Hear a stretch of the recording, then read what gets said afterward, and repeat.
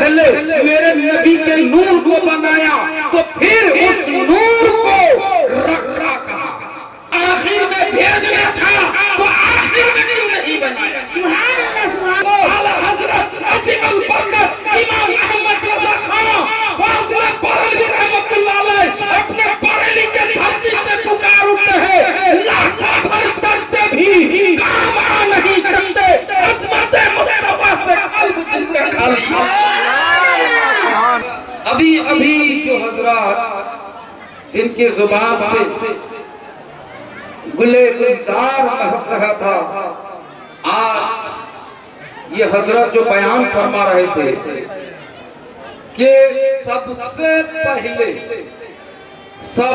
پہلے اللہ نے میرے نبی کے نور کو بنایا، کہہ دو مچل کے سنے، سب سے پہلے۔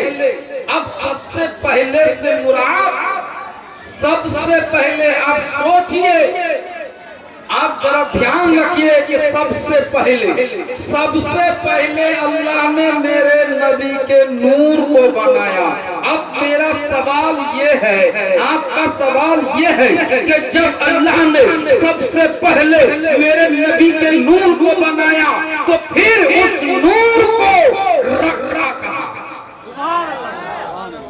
رکھنے کے لیے بھی تو جگہ ہونی چاہیے، کعبہ نہیں جو کعبے کے اندر رکھ دیا جائے، زمین نہیں جو زمین کے اندر رکھ دیا جائے، آسمان سے پہلے یعنی آسمان میں بھی نہیں رکھا، جنت بھی نہیں بنا کیونکہ جنت سے پہلے میرے نبی کے نور کو بنایا تاکہ جنت میں رکھ دیا جائے، عرش نہیں بنا تاکہ عرش میں رکھ دیا جائے، لوح قلم نہیں بنا جو لوح قلم میں رکھ دیا جائے، کوئی نبی نہیں جس کے اندر چلنا گر ہو جائے، ابراہیم نبی کو نہیں بنایا اس کو اس کے اندر رکھ دیا جائے۔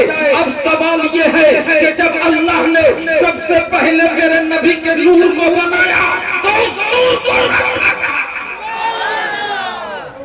آؤ میں تم لوگوں کو اور ذرا آسان کر دوں، جو حضرت فرما رہے تھے میرے نبی کے نور کو جب بنانے والے نے بنایا، جب بنانے سے پہلے کوئی دوسرا نہ تھا، صرف اللہ ہی اللہ، ایک اللہ ہی اللہ تھا، کوئی دوسرا معبود نہیں تھا، کوئی دوسرا ہی تھا ہی نہیں، صرف اللہ ہی تھا۔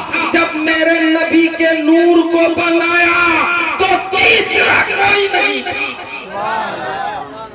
اے میرے محبوب، اور میں تمہیں آسان کر دوں، کیونکہ اللہ نے جب میرے نبی کے نور کو بنایا تو تیسرا کوئی چیز نہیں بنی، کوئی چیز اللہ نے بنا ہی نہیں، کیونکہ اللہ نے میرے نبی کے نور کو اپنے قرب خاص میں رکھا، کہہ دو یعنی اپنے پاس میں رکھا۔ اب آؤ میں تمہیں بتاؤں، اب یہ نور پہلے بنایا، بھیجا آخر میں میرے نبی کو بنایا، آخر میں میرے نبی کو نبوت دی گئی، آخر میں میرے نبی کو کتاب دی گئی، وحی دی گئی۔ آخر وجہ کیا ہے؟ میرے نبی کے نور کو بنانے والے نے سب سے پہلے سب سے پہلے بنایا، لیکن بھیجنے وقت سب سے آخر میں بھیجا۔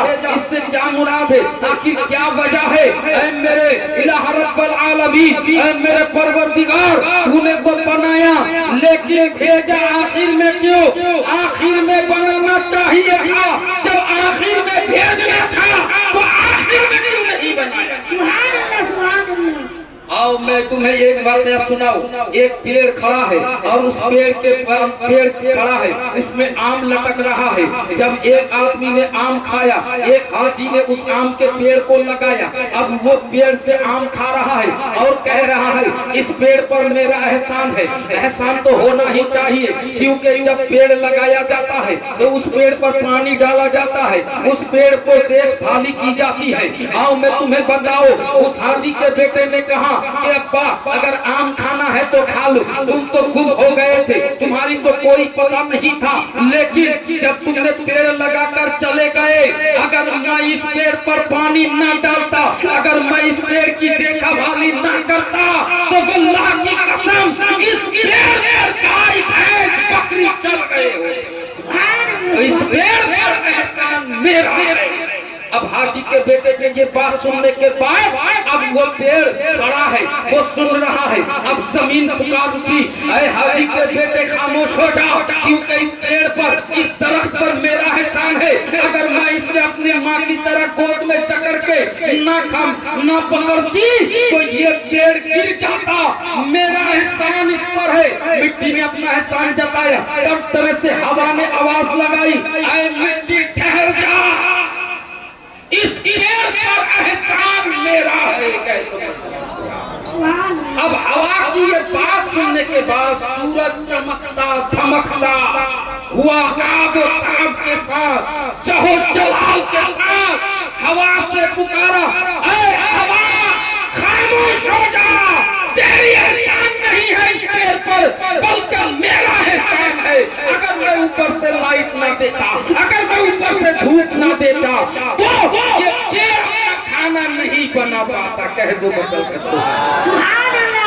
اب پیڑ کرے تو کرے کیا, درخت کرے تو کرے کیا, دائیں ہلا بائیں ہلا, ادھر ہلا ادھر ہلا, آسمان کی طرف منہ اٹھا کر اللہ سے کہا, اے میرے پروردگار, اے الہ رب العالمین, اے میرے پروردگار, مجھے جڑ سے اتار دے, مجھ پر ہی بنا احسان نہ لا,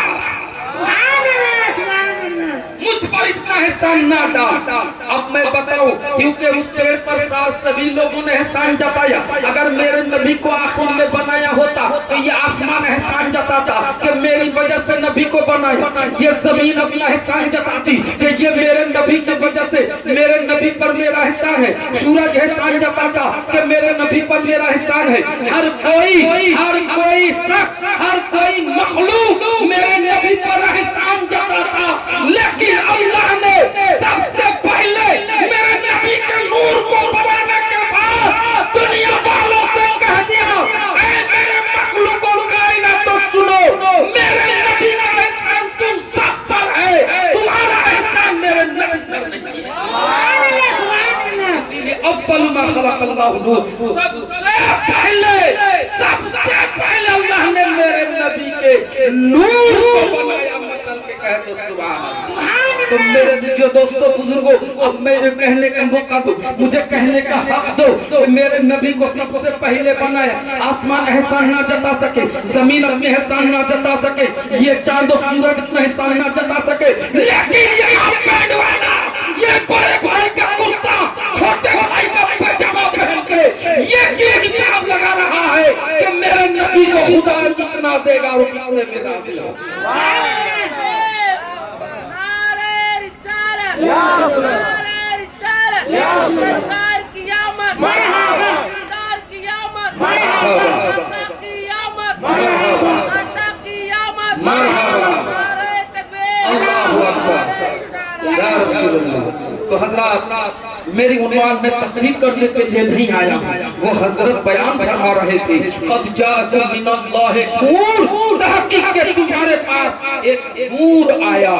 کہاں سے؟ من اللہ, اللہ کی طرف سے. اب اللہ کی طرف سے جب تمہارے پاس ایک نور آیا, اب اس نور کا احترام کرو, اس نور کا تم تعظیم کرو, ان کا مرتبہ کو دیکھو, ان کی عظمت اپنے دل میں بسا دو. کیونکہ اگر عظمت مصطفیٰ سے اگر قلب خالی ہے تو سمجھ لو اعلیٰ حضرت عظیم البرکت امام احمد رضا خان فاضل بریلوی رحمت اللہ علیہ اپنے بریلی کے دھرتی سے پکار اٹھتے ہیں, لاکھوں بھر سجدے بھی کام آ نہیں سکتے عظمت مصطفیٰ سے قلب جس کا خالی ہے.